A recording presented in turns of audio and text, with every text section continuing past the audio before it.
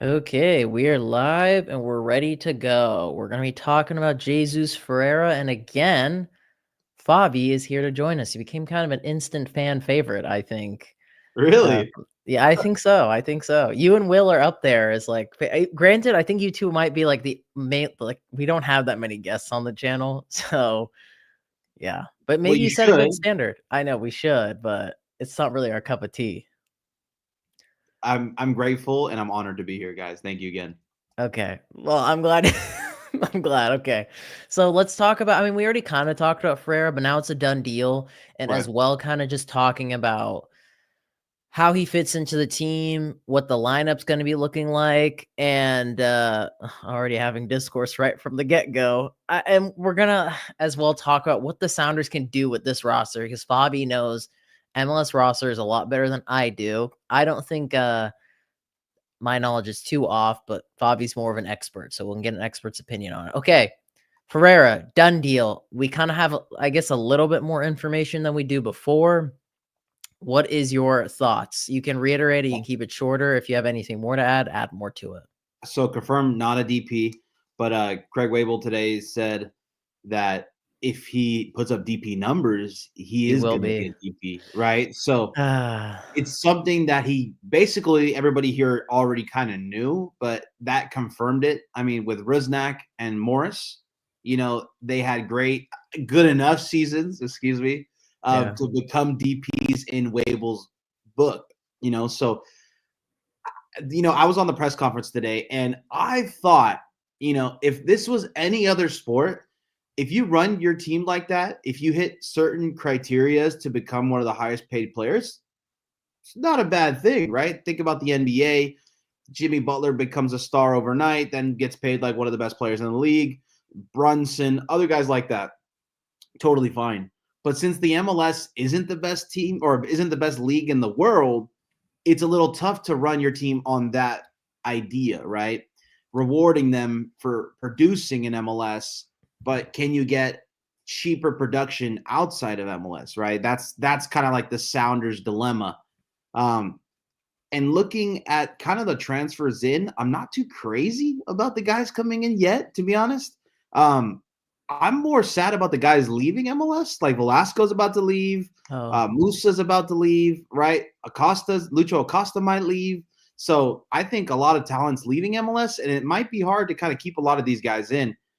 Seattle, on the other hand, kept their guys, right? And then they added Jesus Ferreira. And Wable really talked about on the press conference that we already have a 9. So he's in the impression that Ferreira is not going to be playing the number 9, and it's going to be Ferreira coming off of the right hand side. And he kept on talking about the Miami game when Dallas played Miami, that Jesus Ferreira torched Miami on the right side. And that's the whole kind of theme of the press conference I got from him, that no, they're going to run these two guys together, but I don't think Ferreira is going to be your 9. It's going to be Morris up top, and then Ferreira kind of being this other kind of entity where he can, second striker? yeah, second striker, or maybe from the right side too. Like as One a thing, right mid? yeah. So, like a right, I think in that game he was playing like a floating right winger, but he was more of a 10 because he would cut in on the left. So it was a weird kind of. He's a floater, 100%. He's a floater. Yeah. And in the press conference today, he was saying that he will play any position. But like I was saying earlier in the other live stream that we had, it's Seattle, right? And it's obvious that it's Seattle, that he wanted to come play for an organization like Seattle.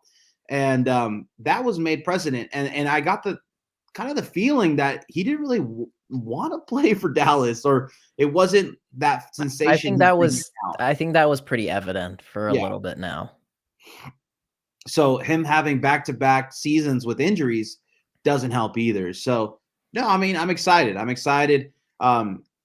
thought Wable does a good job if this is the best league in the world, but it's not. So it's like if you're a player, that situation's so cool because you get rewarded for having seasons based off of your, like, basically incentive based. And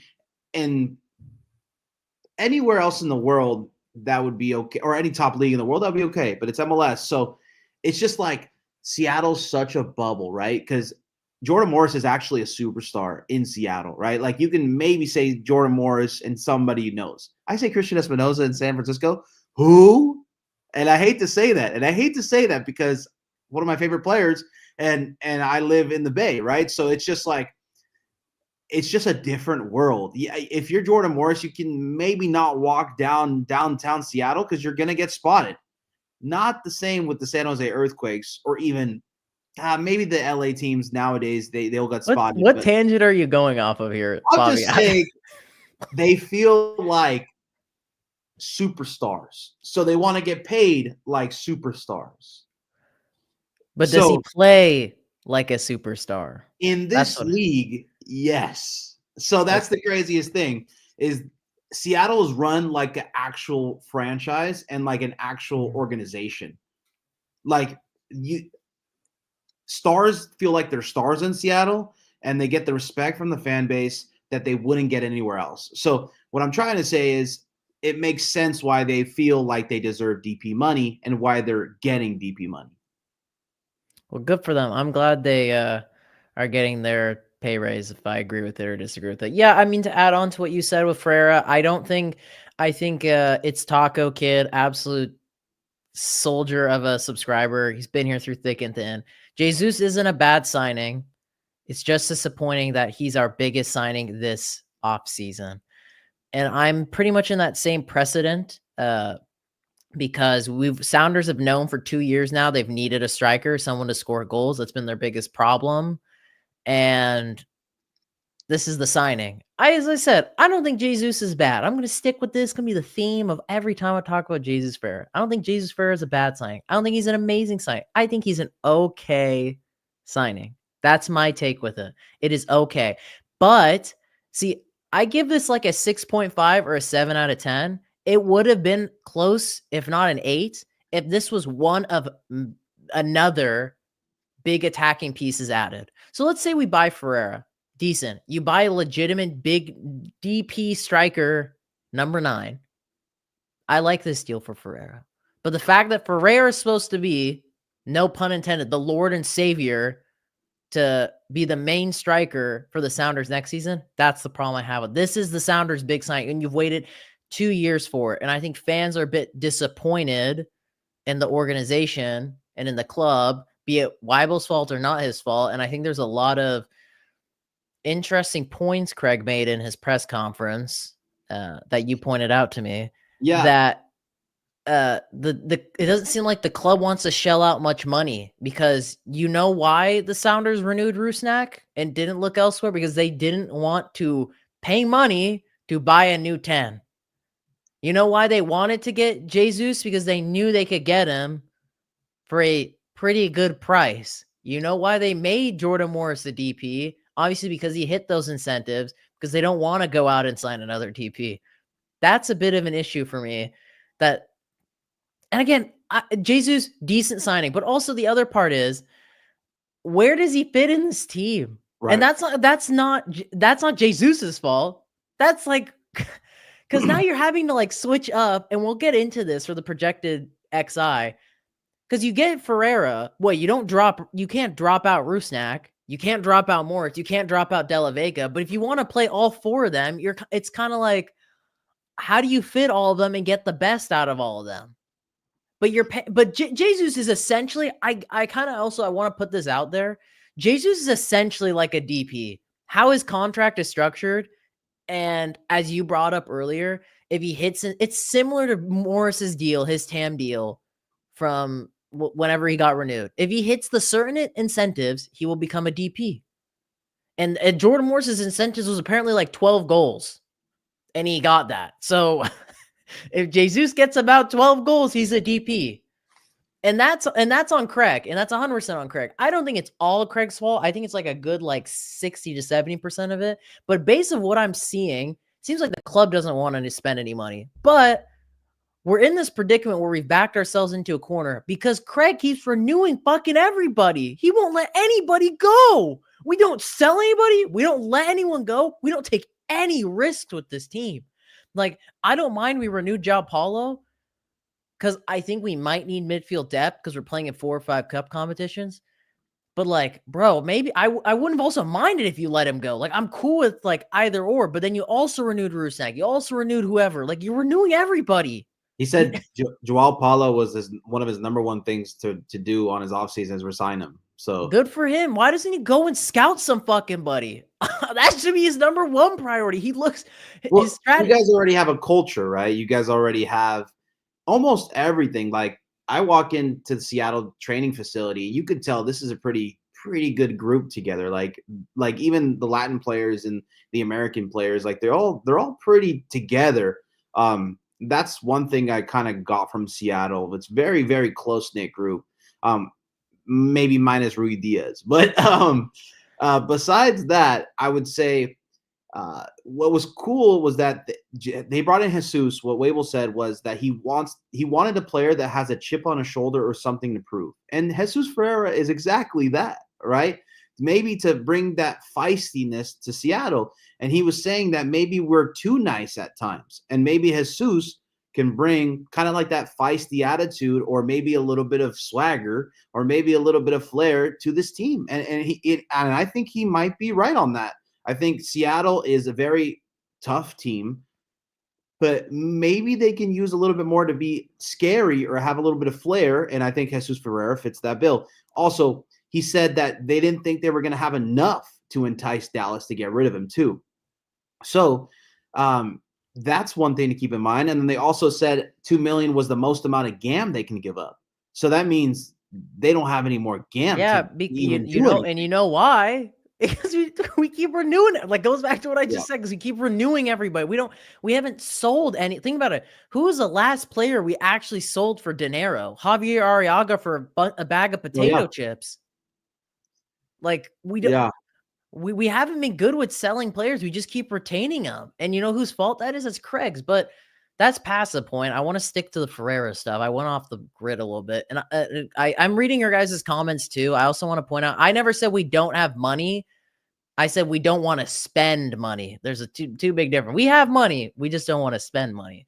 But I'm cool with this tight net group stuff. Like, go for it. I think it's great. You don't want to, if it ain't broken, don't fix it. But it's like, the team hasn't, like, it's kind of like, I've brought this up many times, and you talked about last time. Seattle, there's two coins to this. Seattle were 1 goal away from making the MLS Cup final. 1 goal, or technically 2, because you need 2 to have won it, but they were close to making an MLS Cup final.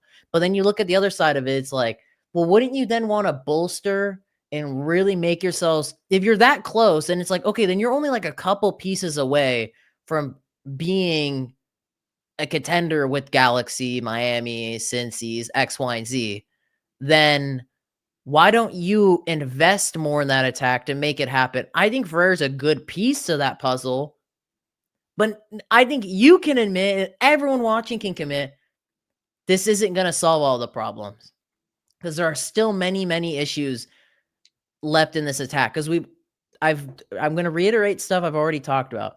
Morris is not consistent enough to win you a cup. Yeah, he got the odd goal against LAFC, but it took him 5 tries to get the 1 goal. That's not a good ratio. Like, if we take 5 times to take a test, probably didn't study much for the first couple of them, probably can't crack it. Rusnak has shown he cannot show up in any big games. He can stat pad as much as he wants against Minnesota and when a center back's in goal, but he has shown he can't do it. And these guys, they're not like fresh young chickens. They've both been in the league for nearly 10 years. De La Vega, I will say. Who would you think is your best player today? Oh, God. Yamar. Okay, on the offense. Or Stephen Fry. Oh, on the Georgie Manungu. He wanted my answer. Jesus Ferreira walks on as the best offensive player on this team. Whether you like it or not. I could see the point, but I need to see more from Ferreira. I don't know. I haven't seen. The last time I seen Ferreira show up was nearly 2 years ago. So I want to see him motivated, Ferreira. To be honest, and I think he will be motivated. And again, I like it. I like Ferreira. I don't want to bash it. It's just like, this is it though. This is the big signing we've been waiting for 2 years. But would you rather have had Brandon Vasquez for 10 million? The thing is, it's not my money, so yes. Okay. That's fair. Yeah, I would have taken Brandon Vasquez, 100%. The thing is, if you're going to go within MLS, like at least get a guy that has shown he can score 30 plus goals that can help you win titles. That guy's not leaving that MLS team for another one. That guy's going to Europe, right? Yeah. So I think Jeremy Ebobisse was a guy who was out there, right? I don't think that would have been a good move. But the thing is, again, I didn't want us to stay within MLS. Like I've made that point clear. I wanted us to go for, a different slice of the pie, a different life. I get it. Tight net group, X, Y, and Z. So I talked about this on Goals TV's video that will probably drop tonight or tomorrow. I don't know when. I think about the recipes of success for Seattle won MLS Cup. I look at things of winning MLS Cup or nothing. I have high expectations. I have high standards. That's just how I am. Think about the recipe of what made the team successful. Let's all look at this together and everyone follow along with me very carefully. The best teams in Sounders history, in my opinion, were 2014 and 2019. Why were those two teams so successful? You had two key figure points, two superstars, players that can grab the game by the scruff of the neck, get you out of it. Oba, Clint, 2014. 2019, Rui Diaz, Ladero. And you had a supporting cast of players, a little bit of MLS veterans, MLS veterans, and then as well some kind of like flary pieces. For example, Ferreira could be a part of that from Europe or, added a little different spice of life. You had 2014, you had Marco Papa, you had Nagel, you had Ozzy, you had Pineda, different, pieces in there that could all contribute. There's probably a couple more. I can't remember all of them.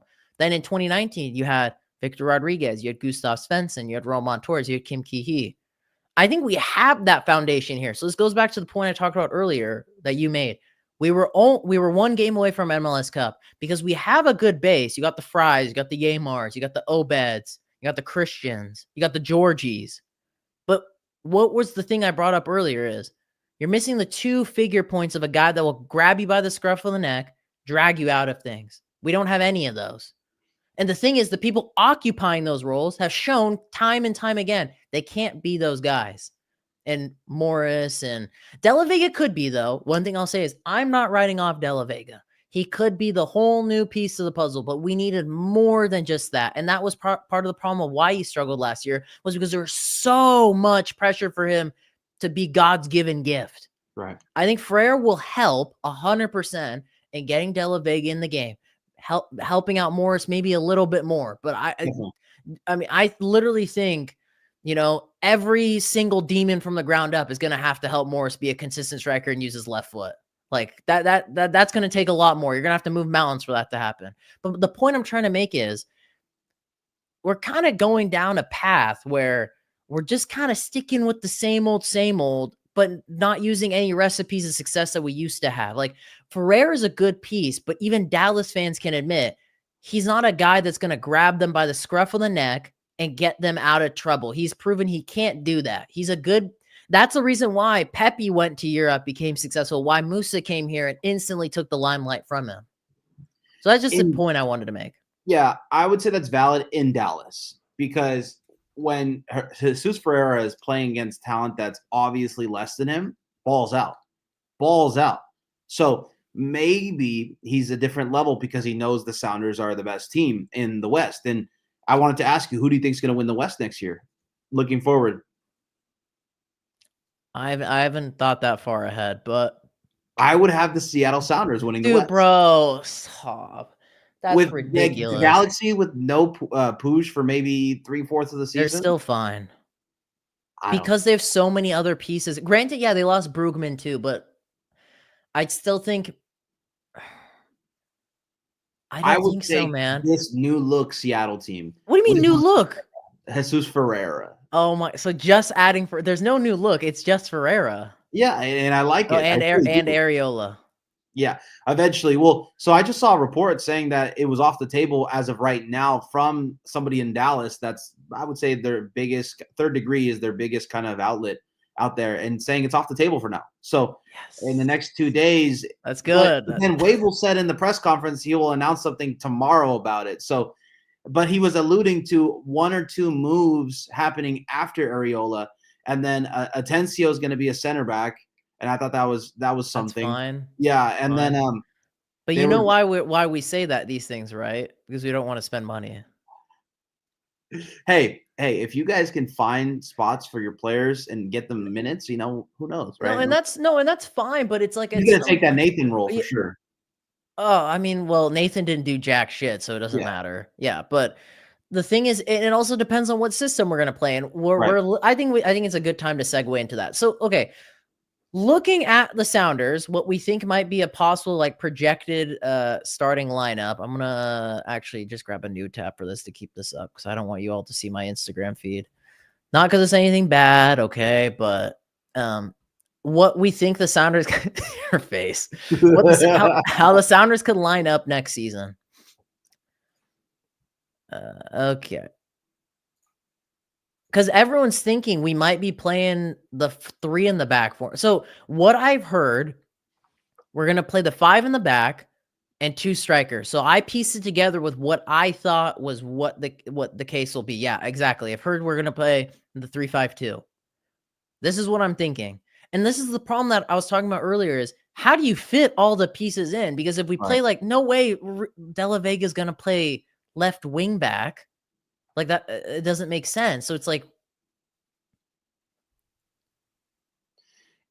Is Obed staying, right?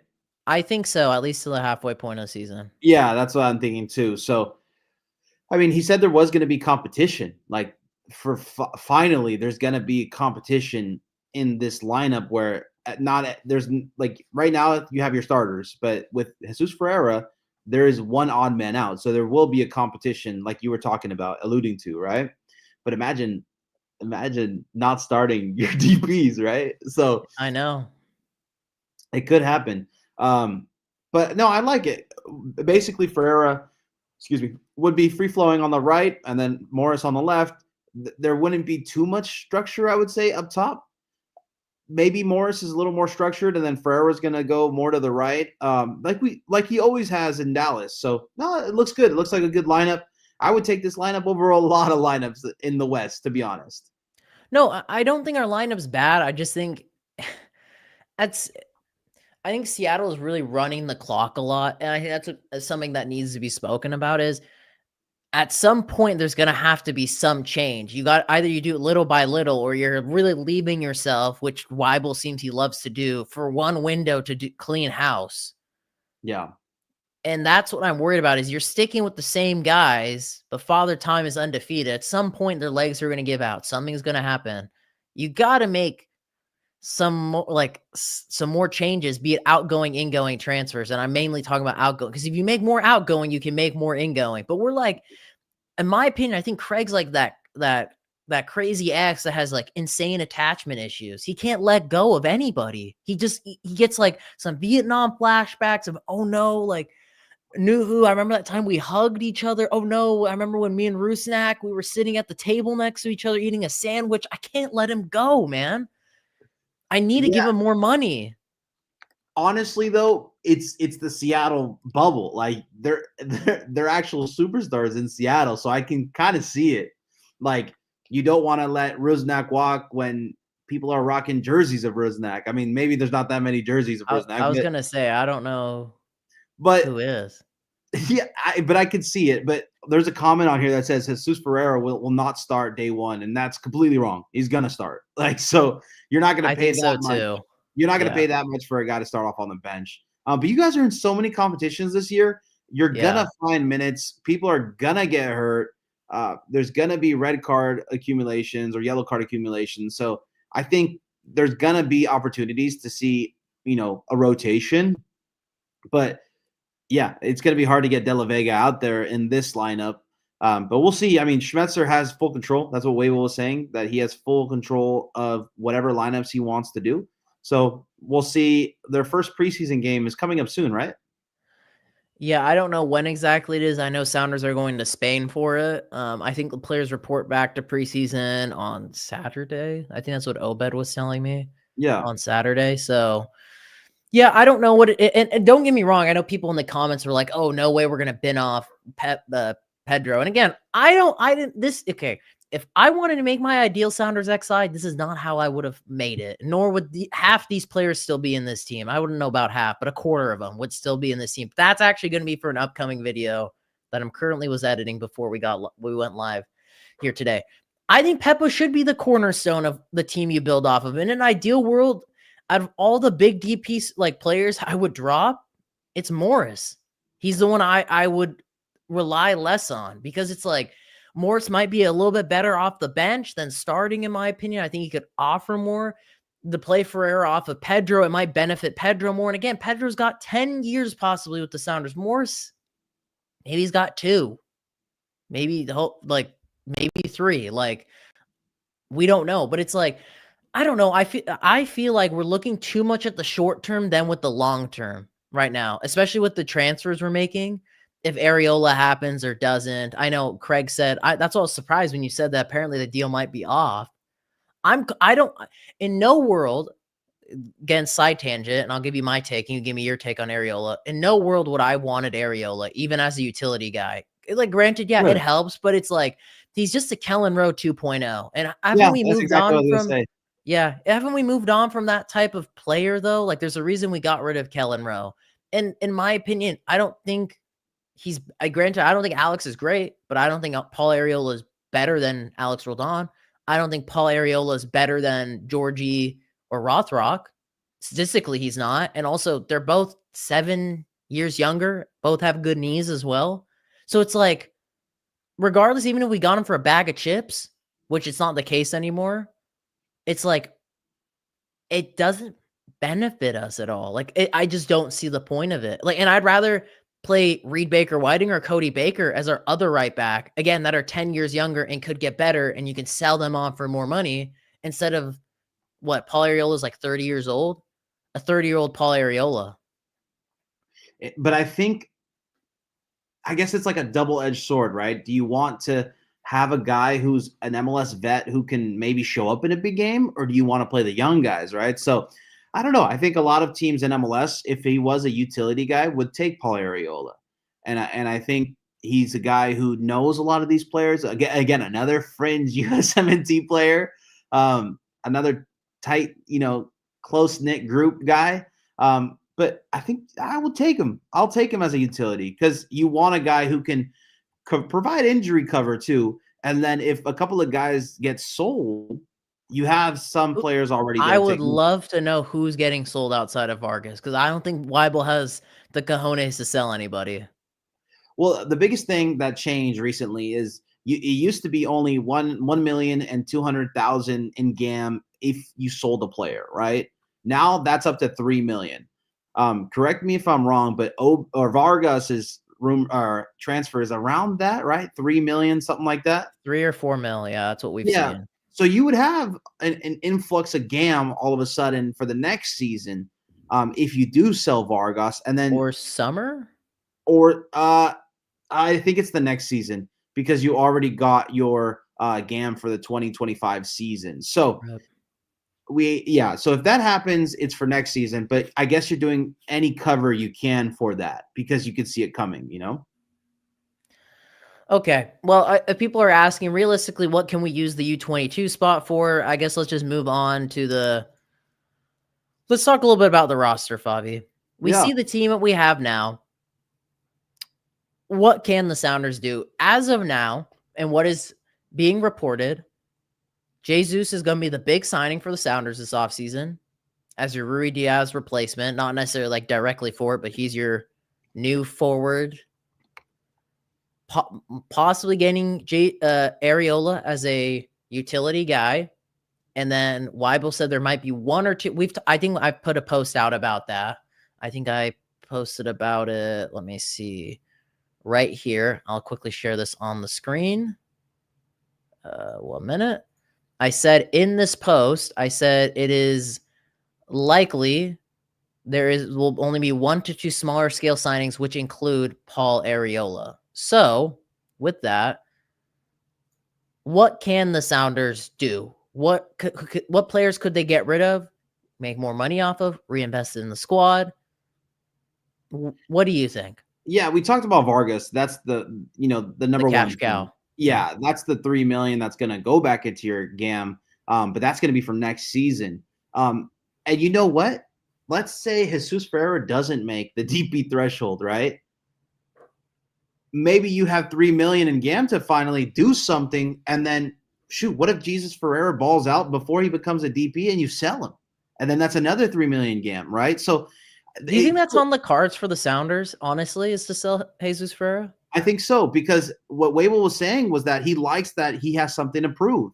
And that means if he balls out, he's still 25 years old next season. He could make a transfer to a Liga MX team that's willing to pay like 7 million for him, right? So it's truly not, in my opinion, you got a guy who can sell for 6 million if he plays well, 6 to 7 million for 2 million GAM and Leo Chu, right? So I still think it's a business decision, a great one.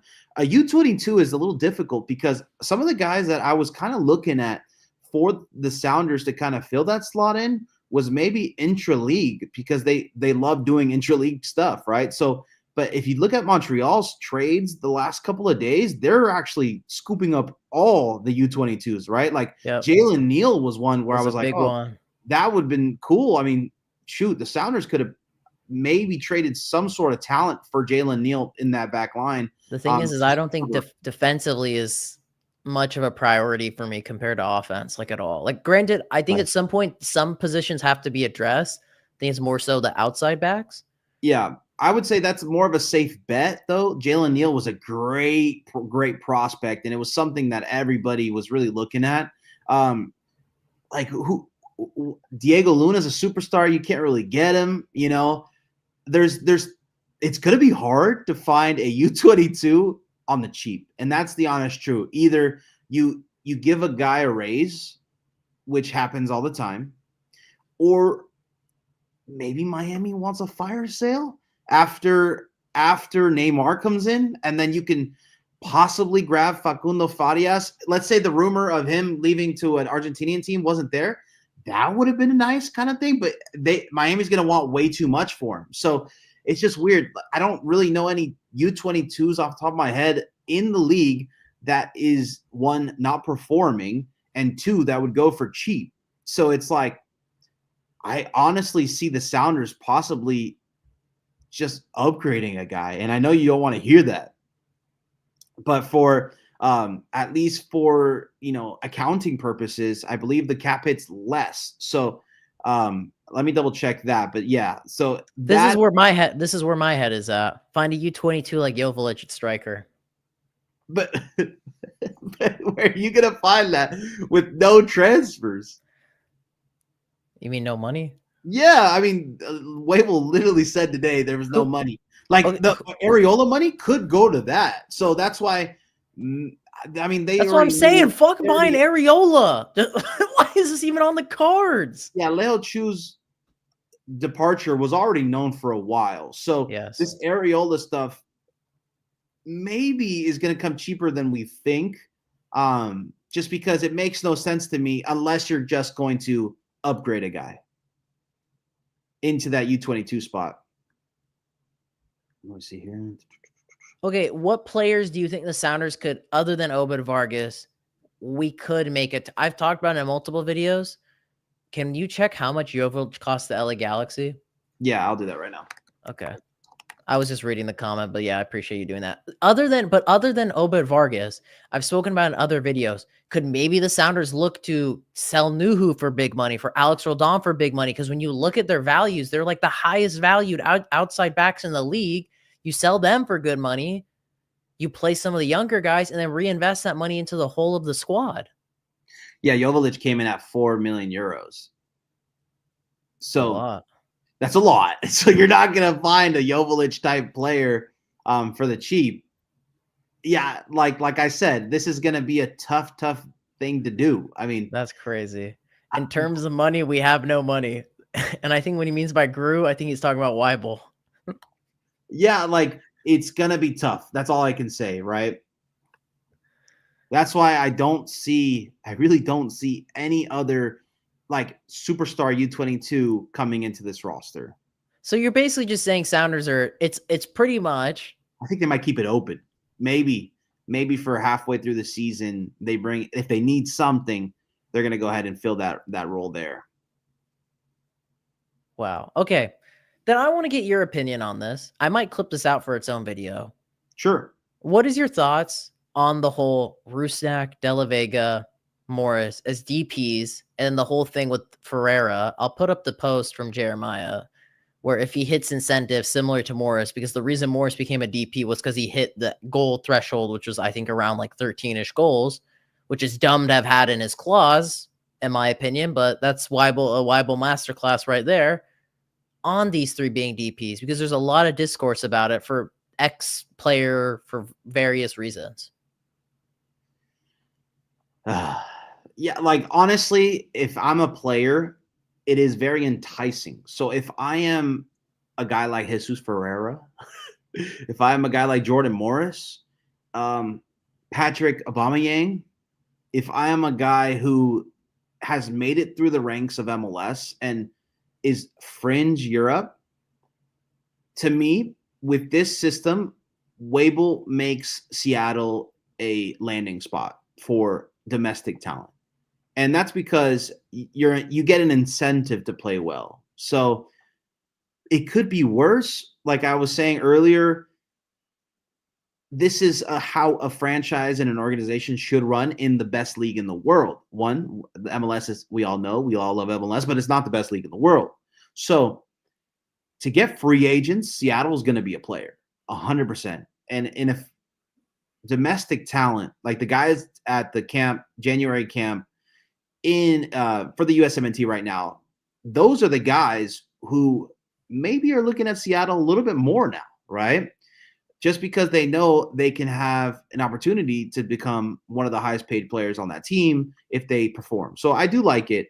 I think it's a great way to run your organization, but maybe not all three of them should be that way, right? Maybe have two slots of DPs like that, and then your third slot, you go and get your guy. But they did that with De La Vega, right? They went ahead and got De La Vega, and then Rusnak and Morris got the incentive-based DPs that they have. So it could be worse, in my opinion.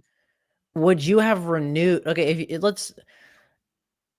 I feel like you slightly dodged the question, but let's say like you're the GM. Would you have Morris, Rusnak as your DPs in modern MLS right now? Morris, I think yes. I think Morris is one where it's hard to replace goals in Major League Soccer. And yes, a lot of people don't think that he's a DP, but I think he's a fan favorite. I think a lot of people have this affinity towards him. But yeah, I think Morris is the one that I would renew over Rusnak personally. So not sorry. I think Morris. I can't believe you said that answer. That is, oh my. There's a statistic. If Brody hops in, which he said he can actually right now, I think Morris was the highest in like expected goals, which shows his conversion rate is really bad. Well, that's if you believe in expected goals, right? But I need that boy looks nice, stat. All right, no, but Jordan Morris, I feel like has a lot of pressure to perform, and I feel like him having a co-captain with Jesus Ferreira is going to make him flourish. So I think I rather have Morris as a DP than Rusnak today. Wow. Okay. Well, I just think it's harder to find goals than a creative 10.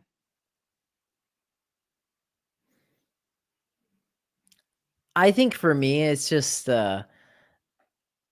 I would have liked to. Obviously, the grass is greener on the other side, whatever you may say. But we've seen a recipe of success for the Sounders when you get. God, people really want me to start pulling up these comments. Sure, I can say I could. Signing Morris to a DP does not score Portland. Does not scare Portland one bit. Well, that says something. He can be a DP. It always goes back to your club. Well, it's the truth, right? Like Morris would be a DP. 60% of the league, right? So You think 6D? 60, yeah, 60%. I would. The thing is, funnily enough, I would happily let whoever that 60% is take that risk. I just don't want to be one of them. Like I'm looking at like U22s around the league, like none of them are really, true kind of superstars in this league. Ramon Enrique for Orlando had a good season last year, but he's probably going to look for a pay raise. But he didn't. They had to go purchase him, right? So I don't see this slot for the Seattle Sounders truly, being a game changer type of guy personally. So let's say, so to go back to your point, let's say 60% of the league wants him. Let's say Sounders put Morris up for sale, or we're willing to sell him. They didn't be like, oh, we're put Morris on the chopping block, but they got him some offers. Yeah, obviously it's not going to happen. But we're playing the game of theoretics here. Okay. How much would he go for? Probably, I would say $3 million in GAM. I mean, in terms of in MLS money, right? Sure. Let's say Chicago Fire, because Greg loves him.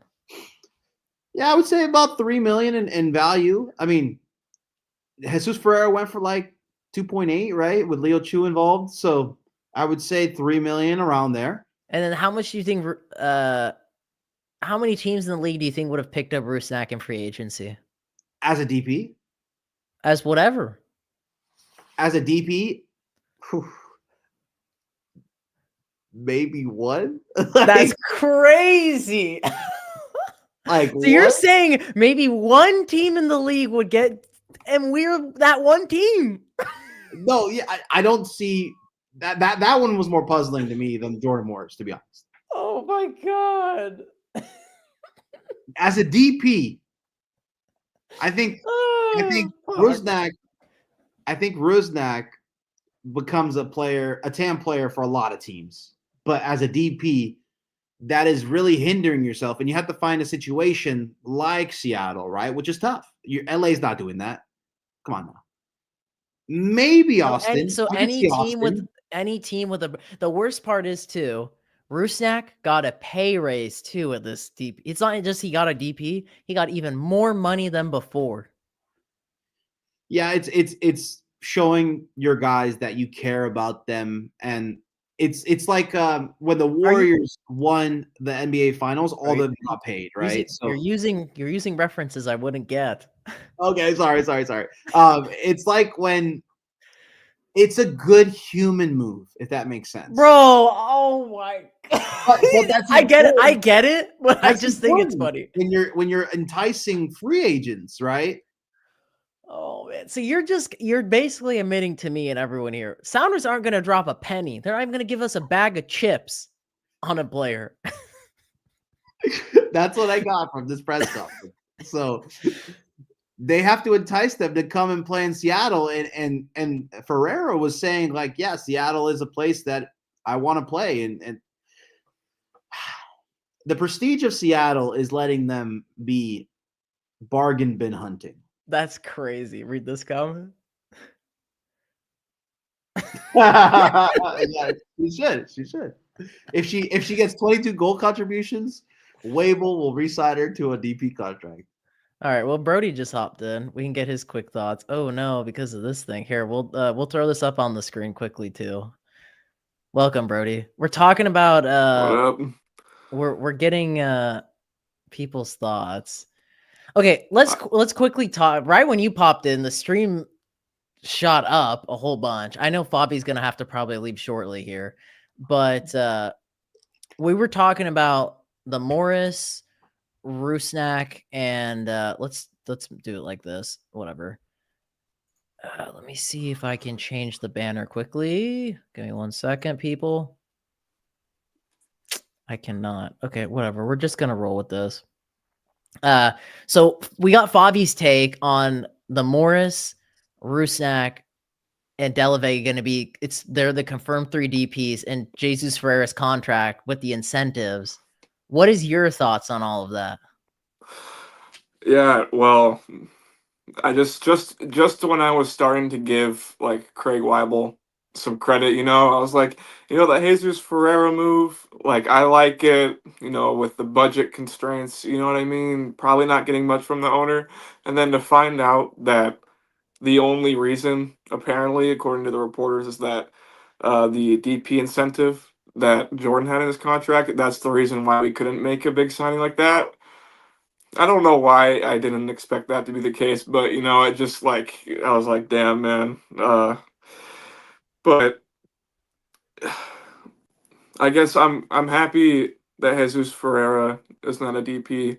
As far as our three DPs go, it's just crazy how that Jordan Morris got a DP bump in salary because of like he won the, I don't know, cupcake eating contest during team meeting or something, or he I don't know what it is. Maybe he's just the bar was so low. It had to be so low. He got like Like I 18 said, goal I said 13. contributions. I said 13. I think in total, yeah, he got like close to 16, 17 in It's just total. it's just ridiculous, bro. It's just ridiculous. Like he got 18 goal contributions in the MLS, and that's what you're gonna put an incentive for to get a designated player contract. And bear in mind it was probably less. So 18 is what he got. It was probably less than that. It was probably Yeah. like 10 or 15, something stupid like that. And then to hear that he put it in Ferreira's contract, it better be like Jesus Ferreira. You better break the 20. Sounders' single season scoring record if you were to get DP. Because if he does that, then you can't really get mad at that. But if it's like anywhere near the Morris level, dude, like what are we doing? We're What are just we giving out doing? this. But okay, but Bobby, now you're gonna have to reiterate your point Yeah. on the Well, I was gonna say if you look at the Golden Boot standings last year, number 10 was Evander with 15 goals.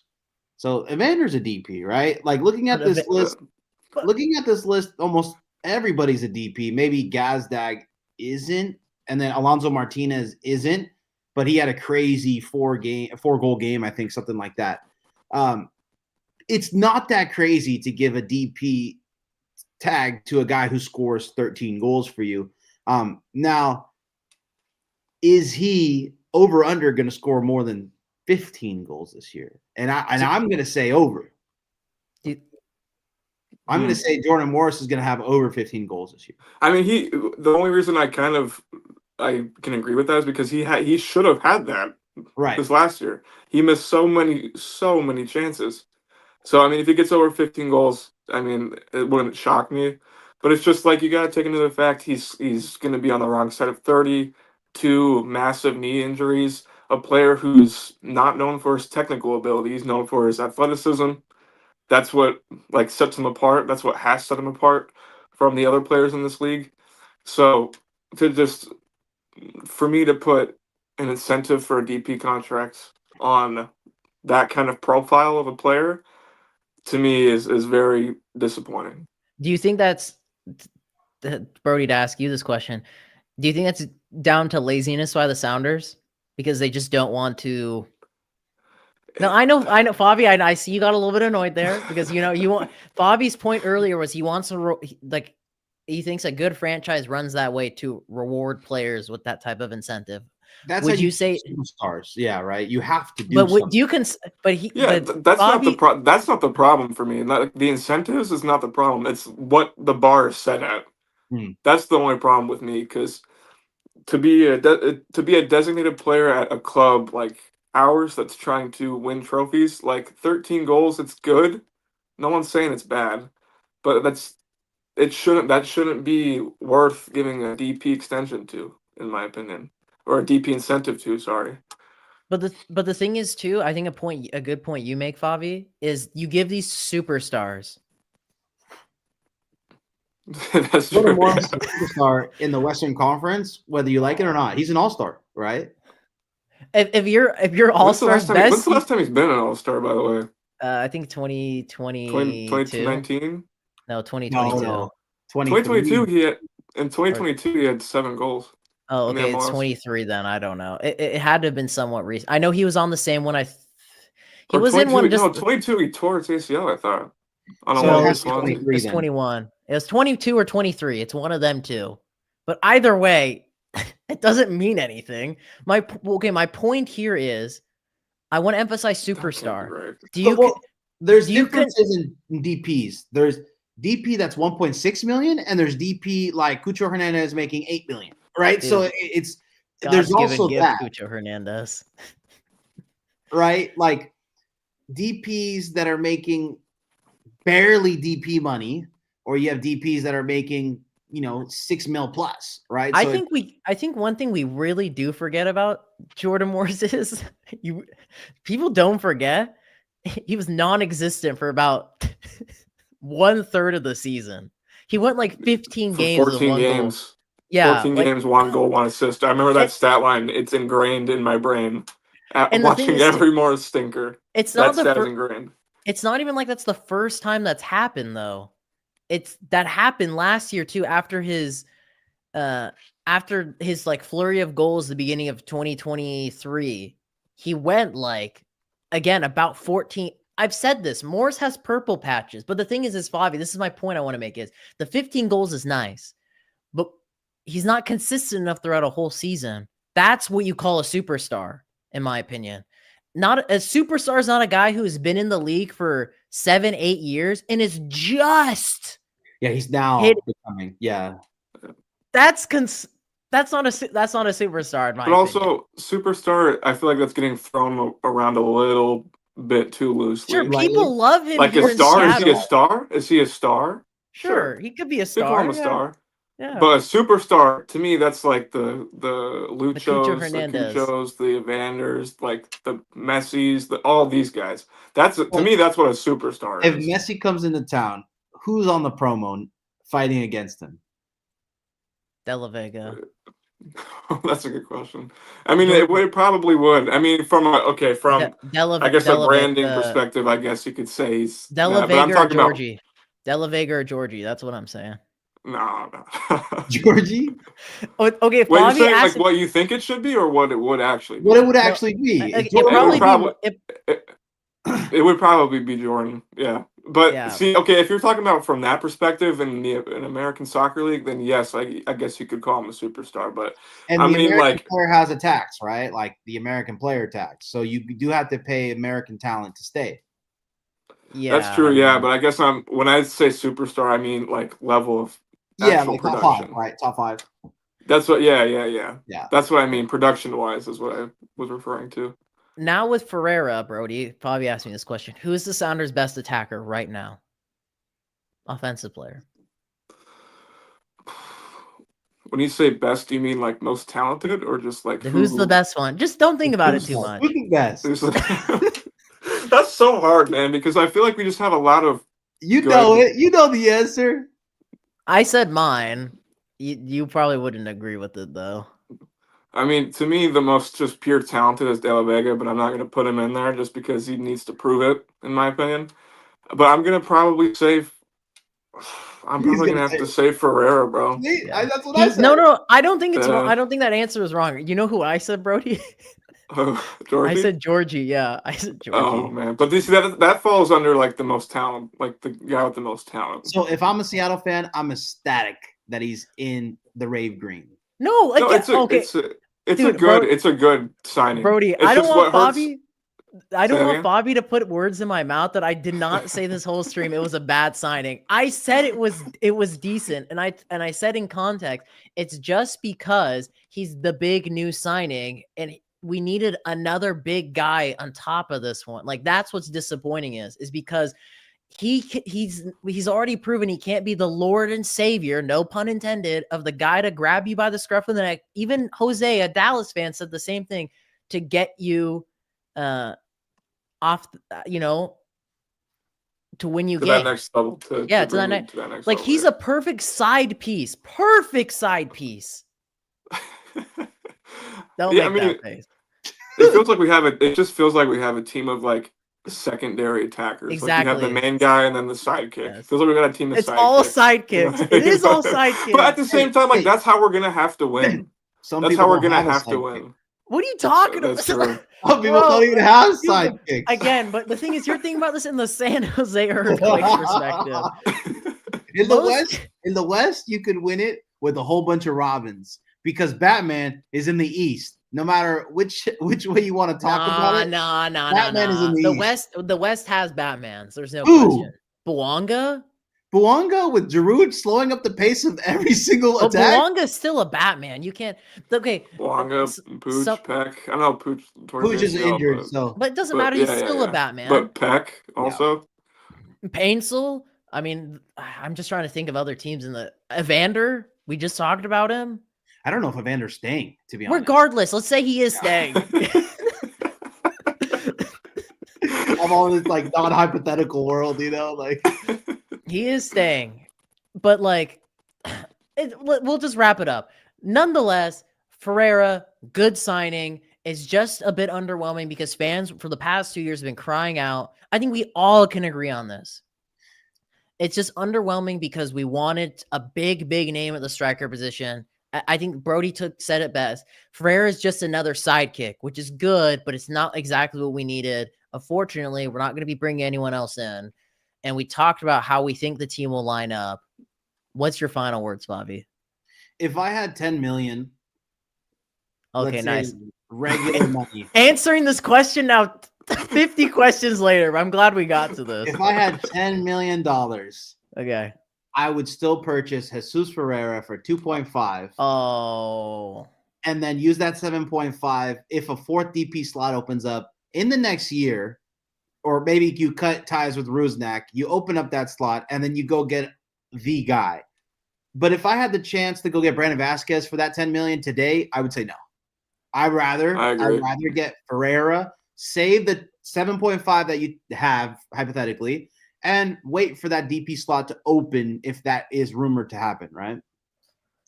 The thing is sure, money-wise, I agree with you, but I'd still take Vasquez over Ferreira nonetheless. Like, money out the window. I'm saying I don't think that works. 1/5 of the price? No, again, you didn't even let me finish. I said if money was not who would I want? Brandon Vasquez or Jesus Ferreira? Just like cut and dry. I'd want Brandon Vasquez, is what I'm just saying. Really? If money, yes, 100%. No question.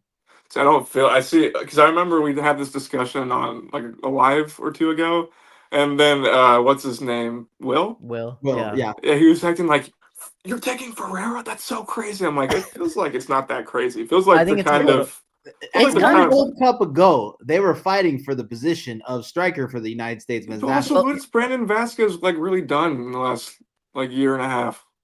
Same with Ferreira though, but see the price tag though. Wise, that's what I mean. But to act like Vasquez is like no, but for act what like the it's crazy Sounders to take Ferreira over Vasquez. For what the Sounders need, I think Vasquez is the better build. Well, do you think if we go two up top, do you think it'd be better to have Morris and Vasquez or Morris and Ferreira? Well, the thing is, I wouldn't start Morris as your Morris and Ferreira. Yeah. Yes, of course. Morris is going to start, so we can't go la la land. I know, he's but start. I know, who's but next I'm saying him? I'm saying if we had two brain cells like a normal club should, I wouldn't start Morris and I would play Brandon Vasquez. What if they can go get a guy like Duncan McGuire?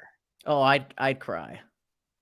So that's a guy who I just thought about. Maybe if he doesn't want to go to Europe, that would be another fringe guy who would be looking to prove himself. But this isn't the type of striker I'd want the Sounders to get. Again. Okay. I want a Martins. I want a Rui Diaz. I want a Freddie Montero-esque type of striker. Yeah. I mean, Ferreira's never going to have the finishing capabilities of Rui Diaz, but he's like the similar build in terms of like build-up play, technical on the ball, like he can actually beat people, and like he's a technical striker. It's his finishing that's inconsistent, but like his technicals are good. Yeah, true, but at least Ferreira's got feet. Jordan ain't got feet, man. Guys, let me quickly say thank you so much for having me on. I gotta hop over to another stream, but thank you so much for having me on, Brody. It was good to see you. Cheyenne, thank you again. Yep. See you later, Bobby. All right, let's close out the discussion to getting Brody's thoughts on the XI too. Can I just say something real, just like last 30 seconds? Sure, go for it. Yeah. The Ferreira move, all in all, the move itself I'm not upset with. It's just the fact that like Craig Weibel, just when you think it can't get any worse, and then you hear about this news, and it's the fact that Nico specifically said in the clip that that's the reason why we didn't get a DP signing. That's what hurts. What That's what oh, are you talking about do you know what minute that's in? We could watch it. it was. I don't remember the podcast name. I don't remember the podcast name. It was in I thought you were talking about in the press conference. No. It was one of the reporters. He was in the podcast he was talking about the Morris DP incentive thing, and he was suggesting in that that's the reason why, which makes me think, okay, we had money to get a guy, but the reason why we couldn't get a guy is because of Craig Weibel's incentive that he put in the deal. So when you think of it in that context, then of course, like the Ferreira move's kind of like disappointing, but just the move itself, I'm cool with. No, and what I told everyone on the stream was I'd give this signing just as is for what it is, a 6.5 or 7 out of 10. If Ferreira was a piece with another one or two more, one big one or another like semi-big attacking pieces, like let's say a decent right mid, a superstar striker, I'd give him closer to an 8. The signing. Dude, imagine Ferreira, like to build on top of what you said. Imagine in that lineup that you're showing, Ferreira next to Big Tolu. Just imagine. Oh, that. Big Tolu. Just imagine it.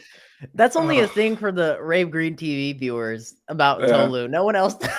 Shout out Big Tolu, man. What a goat. Gosh. But that's what I'm saying. Like, I don't think it's good. I hate saying this because that's going to be like the meme of the whole fucking live. It's not good. It's not bad. It's okay. This is just, it's okay. We needed other pieces. It's disappointing. 2 years. Oh, fuck, bro. I think 2 years. Fair. I think a 7's more than fair. I'm leaning a little bit more towards 6.5, but this is 6.5 or 7. But I think it's fair because coming off of his last year, he wasn't great last year. And there's a lot of reasons you can point to it, which I think are fair reasons. But I think off of that last year, a 6.5 is fine. I personally would give it like an 8, but I see your reasoning for a 6.5. Yeah, but, I know some people are like, but again, maybe, what's crazy is someone brought up this point to me is, Ferreira is going to most likely be rocking the number 9 jersey too. Yeah. That's really sad to think about. Man. I know that was my back-to-back years, man. Just shoveled out the 10 for De La Vega and the 9 for Ferreira. Isn't that crazy? We went from Ladero, Rui Diaz to De La Vega. Again, I think De La Vega is going to be big, and I'm going to die on that hill next year. Me too. And Ferreira. That's crazy. I would love to just talk about De La Vega for 10 minutes. Not on this live, but a lot of people. Let's quickly talk about De La Vega. This could be his own bit. Let's talk about De La Vega for a second. There's been a lot of recent conversations. It's gonna be the final part of the live, but it might be cut out as its own video. A lot of people have been talking about, the big discussion with 3 DPs being Morris, De La Vega, Rusnak. Obviously, whole separate issues with with Rusnak and Morris being the DPs, but De La Vega, a lot of people are like, he was butt cheeks last year. I don't know why he's basically we should cut our losses on him or writing him off. Why do you think that should not be, by the way? 23 years old, by the way. Why should that not be the case though? That's what I want to ask you is why do you think me and you, I think that's going to be our thing now going into next season is we are so confident that he could be that, Lord and Savior, the saving grace for the Sounders in a possible bleak-ish offense. Yeah. So I want everyone in the live to just picture this. Okay. You're 22 years old. You have never left the country. You signed to a massive club in America, the biggest fan base, or at least one of the biggest fan bases. You replace the club's greatest player, and he just left, and you get the number 10 shirt. Okay, you're from Argentina, so you're not no one's obviously comparing him to Messi, but you're from Argentina. You're you're young. A lot of people expected huge things from him. You have so much pressure. You go to a foreign country, don't speak the language at all. And your family's back home. I want to add this. You're the biggest signing the club has made in a few years. Most expensive. He's the most expensive transfer besides Dempsey, but does that even count because it was funded by Nonetheless, he was probably one or two biggest transfers in the club's history. He was likely the biggest self-funded transfer. Coming off of our greatest player ever, taking his jersey, he's supposed to be the guy, and then you get hurt, okay? So you're already dealing with that pressure, and then you get hurt, okay? You can't train, you're devastated because what else did you come out here to do, bro? You can't even play soccer. You're sitting in your apartment. Yeah, it's a nice apartment, but you're sitting there like, damn, like I want to train, man. I want to play. I want to be in there, okay? And then you come back finally, and then you get hurt again because you're not fit. You're not used to the pace of this league. You're rushing yourself back too. And then everyone's calling you a fucking bust. He's not a robot. I'm sure he sees like some of the things that people say about him. And then you get hurt again. And then everyone's writing you off, and you're trying to fit into this new system because the Sounders is not like just a whole lot of free flowing Attacking ball, football. like you Yeah. gotta be in certain positions and he has to learn certain roles and whatnot. But he's trying to do all this while facing the most pressure that arguably any Sounder has ever faced. I mean, is that fair to say? I would He's had argue the maybe Dempsey, but yeah, again, Besides still, it's only, yeah. But at least Dempsey was proven. Della Yeah, Vega exactly. has to prove He's himself. yeah. So, and you fight through all that, and you finally get back after multiple injuries, and everyone's just calling you a bust. Like all these things are going wrong, and it's his first year, and he's a kid, bro. He was only 22, 23 years old. Like to call him a bust to me is crazy. Especially when we saw the talent. First game, all anyone could talk about on the Sounders was De La Vega. All the commentary was about is De La Vega because he shined, man. And even in the Austin game where he got hurt, he was amazing. And then the first couple times he came back, he put in really like promising performances. And then after 3 injuries, of course he's not going to be completely fit and look the best. Learning a new system, new teammates, and they've already built a lot of chemistry. Like, of course he's not going to look the best, guys. The signing was 4 or 5 years. It's year 1. It was year 1, and he barely got to build momentum. I want to add these points to it too, with what you just said, is when you look as well at the end of the season push, there was a lot of good glimpses of what you would want from a star player. He's taken on 3, 4, 5 players. You can see he's hustling back. Have you ever seen? When's the last time you've seen a Sounders player beat 1, 2, 3, 4, 5, 7 players in one game? No, I agree. Game, you can count it. 7 players he beat. When's the last time you've seen a Sounder do that? And that's what I'm saying is he has the potential of being, the light at the tunnel for us offensively. Because in my opinion, I think our offense is kind of bleak. It's dry, and I think that's also to Della Vega's sadly detriment is the way our offense rolls. It's super cookie cutter, in my opinion. It's very cut and dry how we roll with our offense. And I don't think benefits Della Vega. And I think to a degree is why it didn't benefit Chu that much either. Granted, I don't think Chu is that great, but I don't think the style we play offensively helps these free-flowing type of attackers flourish. And I'm hoping we learn from that mistake and we can make that happen. The one thing is too, is like we just said, he's beating 3, 4, 5, 6 players.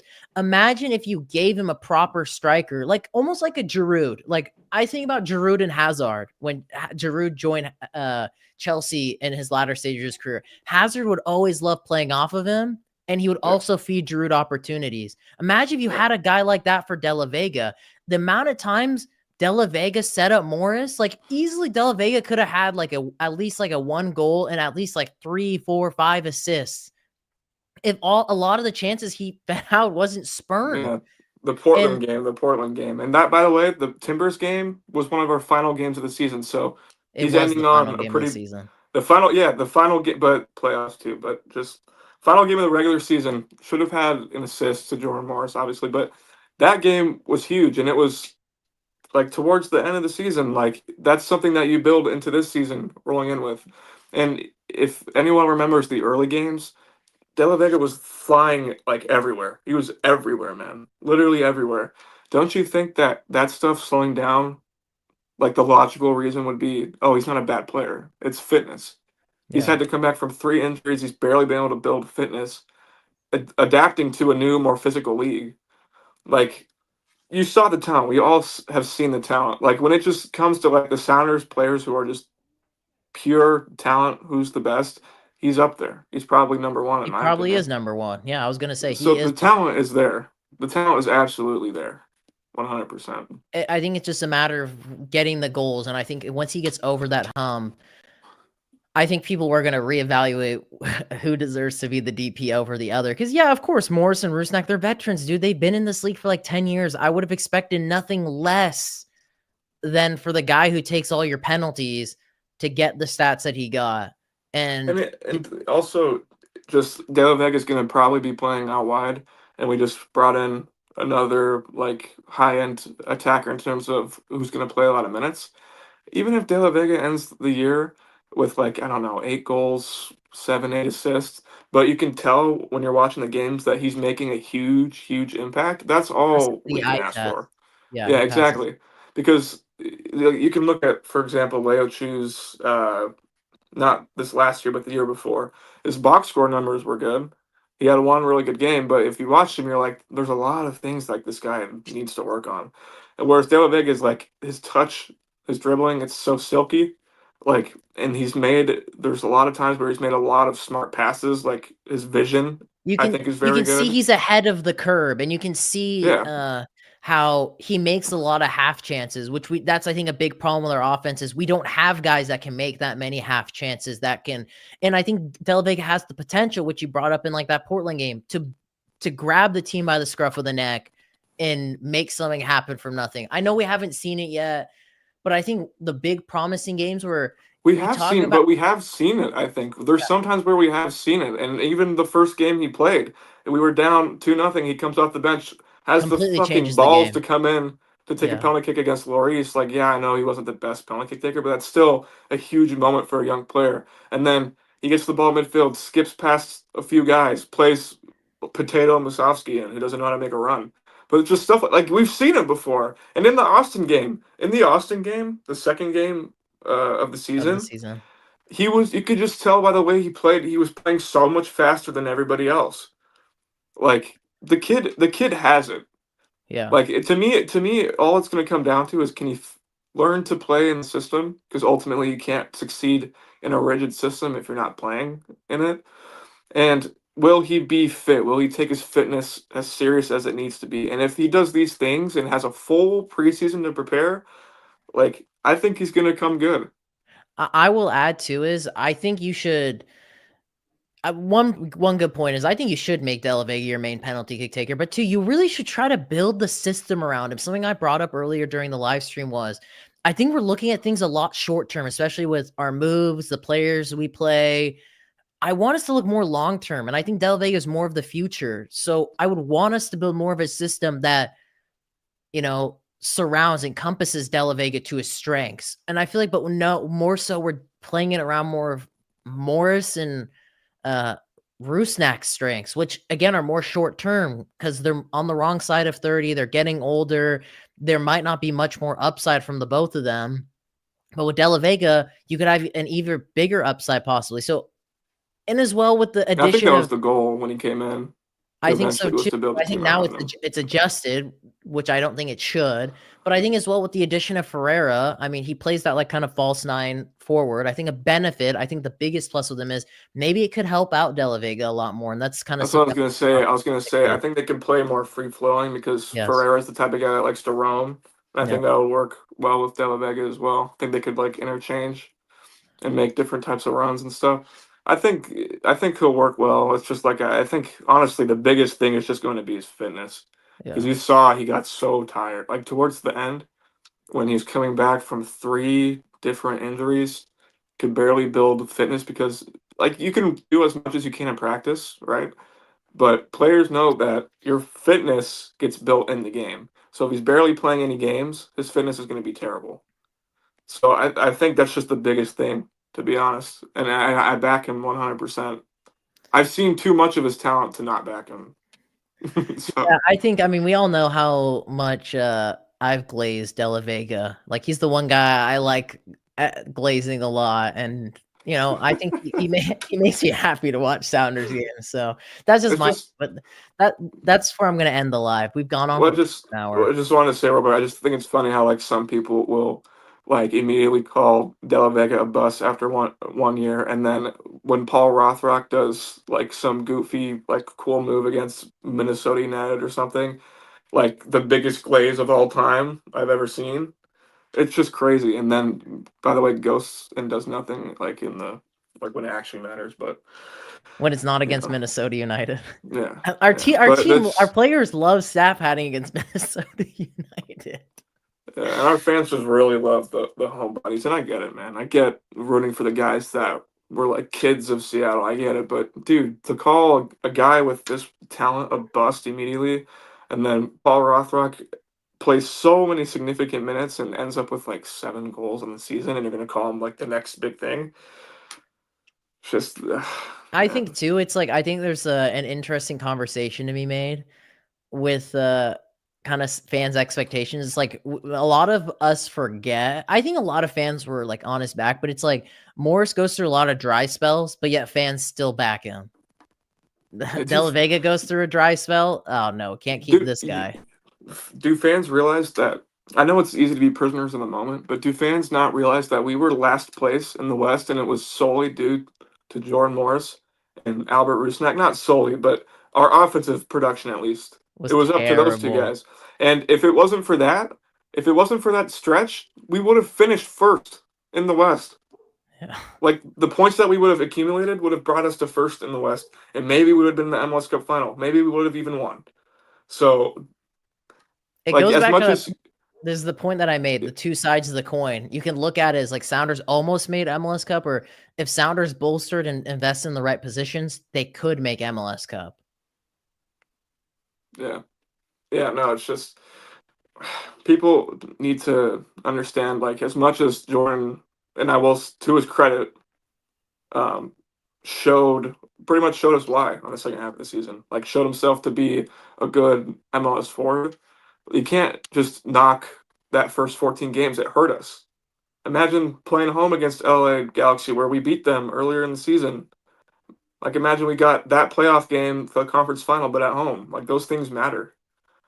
So to just like ignore the first 14 games where we had 1 goal, to me is it's uh, nonsense, I guess. All right, we're concluding the stream. I know as well we had one super chat. I totally did not get a chance. As a Galaxy supporter, unsure how Seattle will be in the top of the standings for this upcoming season. It's funny because Fabi said he thinks we're going to be we're going to finish top of the West. So Well, there's so many tournaments that we're in. yeah, we'll see what happens. Okay, boys and girls, we're ending the stream. I don't want to do this anymore. All right, I'll see you all later. Bye bye. Ciao.